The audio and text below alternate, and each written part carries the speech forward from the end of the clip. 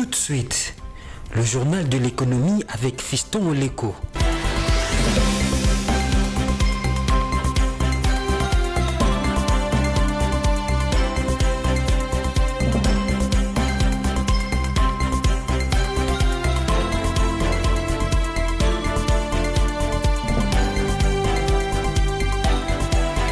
Mesdames et messieurs, c'est l'heure de vous informer. La RDC tend vers la mise en place d'une banque d'investissement et de garantie pour son développement économique.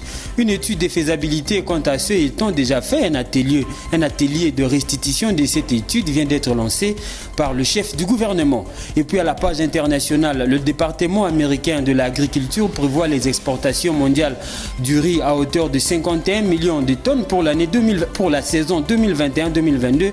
Le commerce de ce produit, qui reste une denrée alimentaire de base consommée dans le monde, est actuellement en nette progression. Vous aurez les détails dans le développement.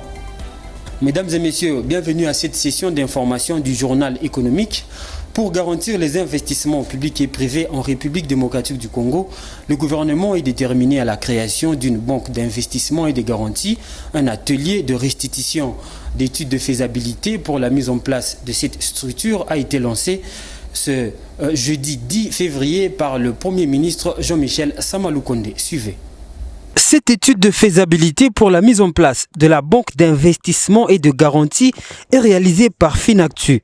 L'atelier de restitution de cette étude organisé par le ministre national de l'Industrie Julien Paluku va permettre aux différentes parties prenantes d'apporter des commentaires pour la matérialisation de ce projet. C'est également l'objet de l'appel de Samaloukonde aux participants. Les commentaires que les différentes personnalités vont apporter à cette étude permettront de jeter un regard sur ce qui a été fait en vue de relever les défis majeurs avant de projeter la mise en œuvre effective de cette banque qui contribuera à soutenir l'économie par la création des industries locales dans notre pays. Ainsi, la création de cette institution de financement est une priorité qui s'aligne sur le programme d'action du gouvernement pour la période 2021-2023 et s'inscrit dans la droite ligne de la vision de son Excellence M. Félix Antoine Tshisekedi Tshilombo. L'étude en question a aussi connu le concours de plusieurs parties prenantes, notamment les experts de la présidence de la République, de la primature, des ministères de l'Industrie, du portefeuille, de la Banque centrale du Congo et bien d'autres. Le Premier ministre a promis de l'accompagnement de son gouvernement pour la mise en place effective de cette banque. Parlons toujours de cette banque d'investissement et de garantie. La rédaction de Géopolis a contacté le professeur et chercheur en économie, Nico Meonga, qui donne ici sa lecture sur les avantages et l'utilité de cette structure de financement de l'économie nationale. Suivez. Quand on a une banque d'investissement, la banque d'investissement a trois rôles. La première fonction, c'est la fonction de conseiller. Conseiller qui conseille les entreprises et ceux qui veulent faire les affaires, les investisseurs. La banque d'investissement aussi a comme vocation d'aider le financement à long terme des entreprises, par elle-même ou auprès d'autres banques.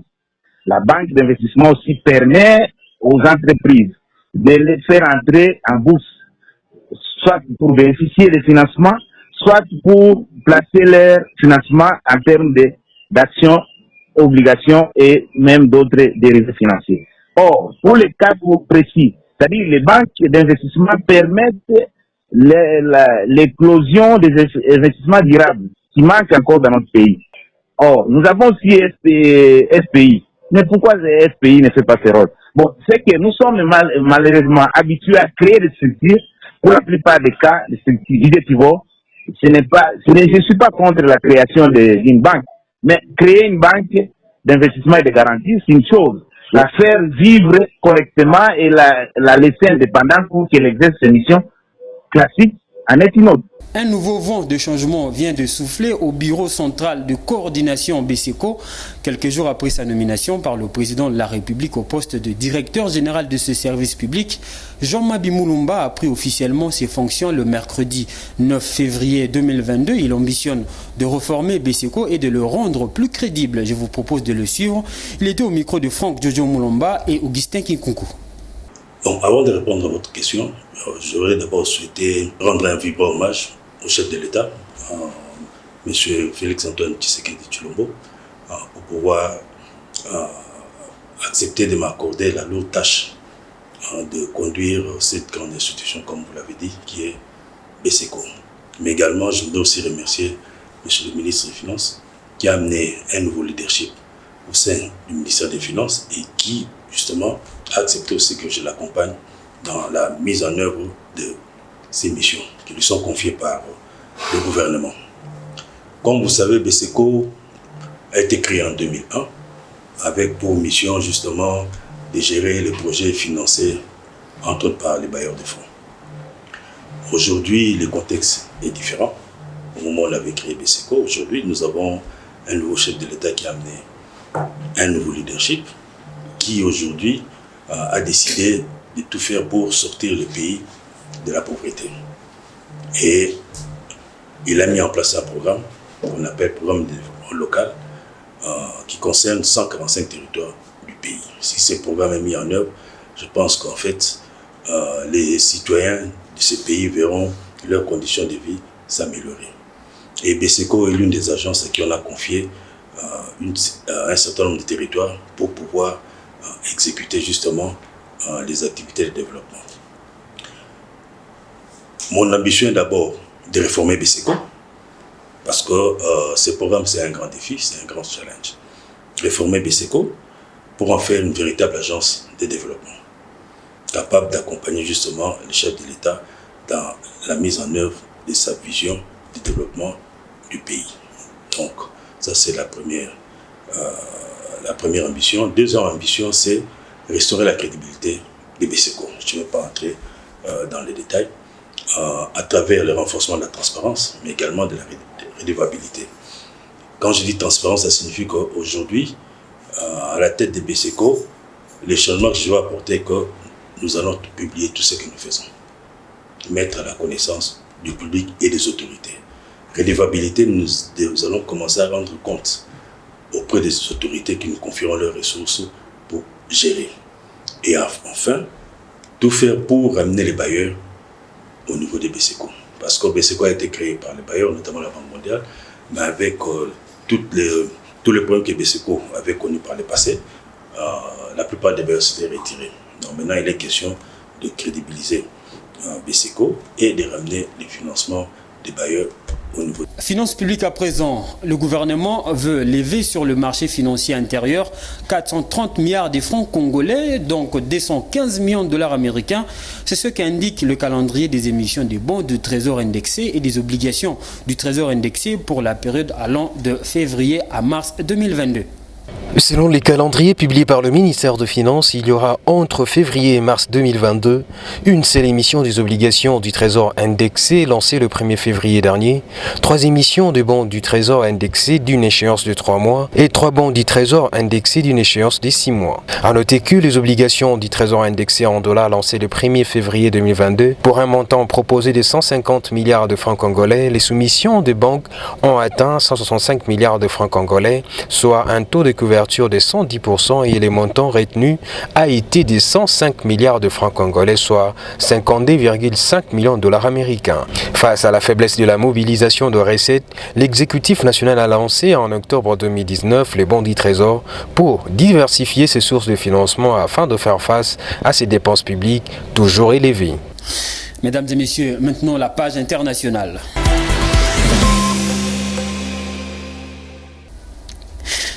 Le riz est l'une des principales denrées de base consommées par la population mondiale. Si une partie de la production fait l'objet de commerce sur le plan mondial, les échanges sont toutefois en pleine progression pour la saison 2021-2022. Les exportations mondiales du riz devraient tourner autour de 51 millions de tonnes. C'est ce qu'indique le département américain de l'agriculture dans ses dernières prévisions sur le marché céréalier mondial publiées le mercredi 9 février de cette année. D'après le département américain de l'agriculture, les exportations mondiales de riz devraient tourner autour de 51 millions de tonnes. Ce stock, s'il est en légère baisse d'environ 650 000 tonnes par rapport au volume de la saison dernière, marquera la seconde année consécutive où le commerce mondial de la céréale dépassera la barre de 50 millions de tonnes. Pour ce département américain, cette dynamique des échanges sera d'abord le fait de l'Inde qui devrait compter pour près de 40% des expéditions de la céréale à la faveur d'une bonne récolte et des stocks abondants en début de campagne.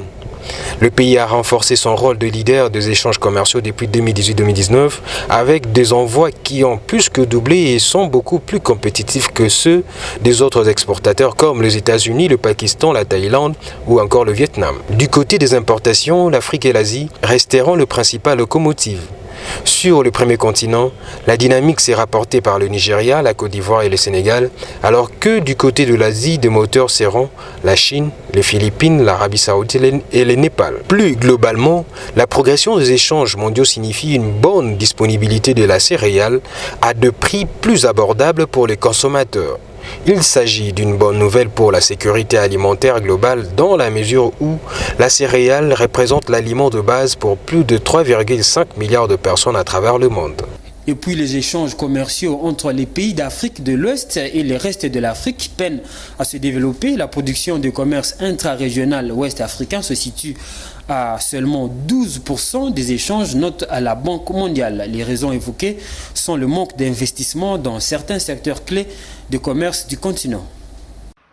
Les échanges commerciaux entre les pays d'Afrique de l'Ouest et les autres régions du continent sont estimés à seulement 12%. Au vu de ce faible niveau, la Banque mondiale révèle que le potentiel du commerce régional ouest-africain reste largement sous-exploité. La carence en infrastructures occupe une place importante dans cet état de fait. Le poids de la région ouest-africaine dans le commerce continental est relativement assez faible parce que tout simplement, l'économie n'a pas été pensée pour qu'il y ait des relations entre les États africains. Il ne faut pas oublier que nous avons hérité des systèmes économiques qui datent de la colonisation, qui voulaient que les produits, les matières premières soient transportés des lieux de production au lieu où ça pouvait être acheminé vers l'extérieur, c'est-à-dire tout ce qui est port et aéroport. Afin de booster le commerce entre les pays ouest-africains et le reste du continent, les responsables de la Banque mondiale recommandent aux États de la sous-région d'intensifier leurs échanges, d'améliorer les infrastructures et surtout de réduire les formalités administratives. Néanmoins, des efforts importants ont été déployés ces dernières années,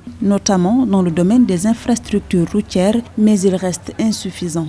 Il faudrait qu'on puisse passer d'une frontière à une autre sans avoir de tracasseries douanières, avoir des routes de qualité et aussi avoir un ensemble d'infrastructures hôtelières pour permettre justement à ces commerçants-là de pouvoir utiliser les différentes routes de qualité. Et d'autant plus qu'une fois que cela sera fait, ça va multiplier par 3 les recettes qui aujourd'hui sont réalisées au niveau régional.